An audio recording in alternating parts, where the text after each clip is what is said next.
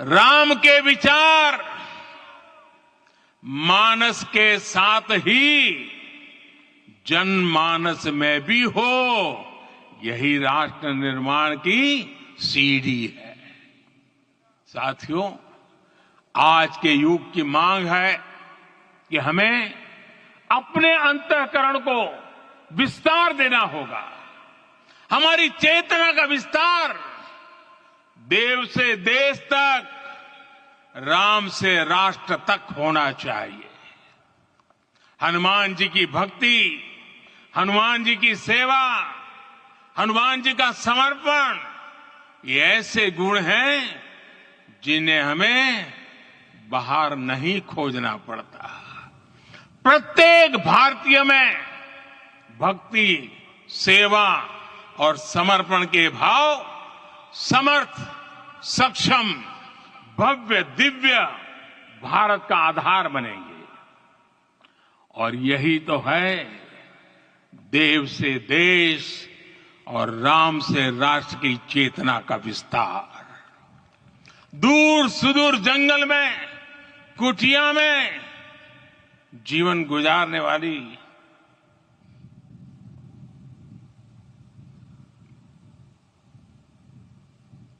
मेरी आदिवासी मां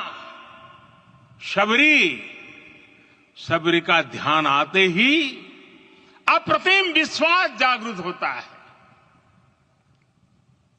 मां शबरी तो कब से कहती थी, राम आएंगे।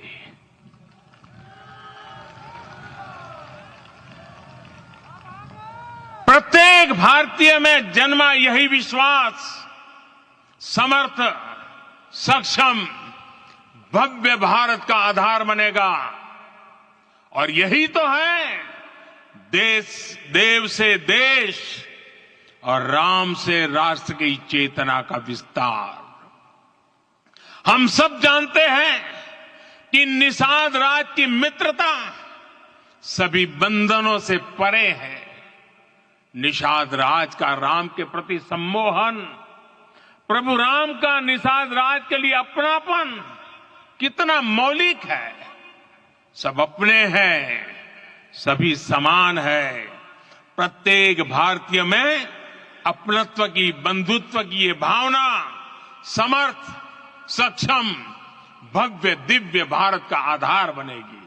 और यही तो है देव से देश और राम से राष्ट्र की चेतना का विस्तार।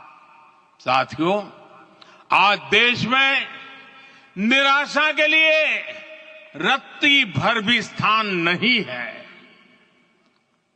मैं तो बहुत सामान्य हूं, मैं तो बहुत छोटा हूं।